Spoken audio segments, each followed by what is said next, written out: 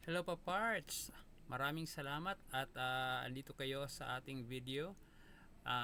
Nakakatawang talumpati, ang pag-alala ay hindi nagbabago ng resulta. So maraming salamat po sa inyong lahat, sa inyong suporta sa atin. Magandang araw po sa inyong lahat.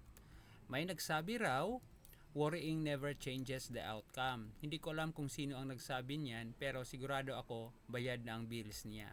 Kasi kapag dumating na ang bill sa kuryente, bigla tayong nagiging professional warrior. Magko-compute ka. Kung isang bisis ka lang ako kakain sa isang araw, baka kayanin. Pagkatapos bubuksan mo ang wallet mo, kahit lamok ayaw na pumasok kasi walang dugo ng pera. Alam ninyo, ang pag-aalala parang pelikula sa utak natin. Halimbawa, nag-message ka sa isang tao, hindi siya nag-reply sa loob ng 5 minuto.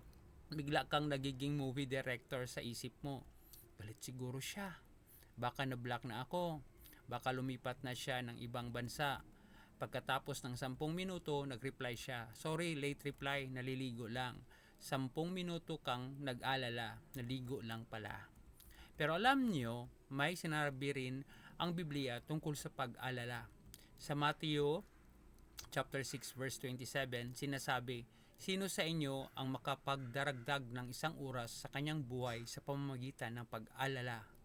Ibig sabihin, ang pag-aalala hindi nagpapahaba ng buhay, minsan nagpapadagdag lang ng kulubot.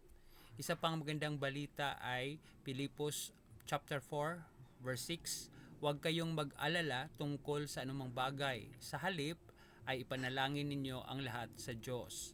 Sa madaling salita, imbis na mag-alala, manalangin, magtiwala at kumilos. Ngayon, i-connect natin ito sa negosyo at oportunidad.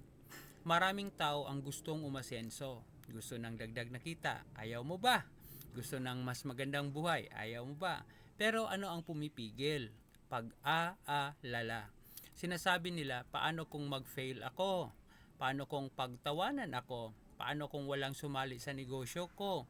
Pero tandaan ninyo, ang pag-alala hindi kailanman nagpatagumpay ng negosyo. Ang nagtatagumpay ay yung kumikilos.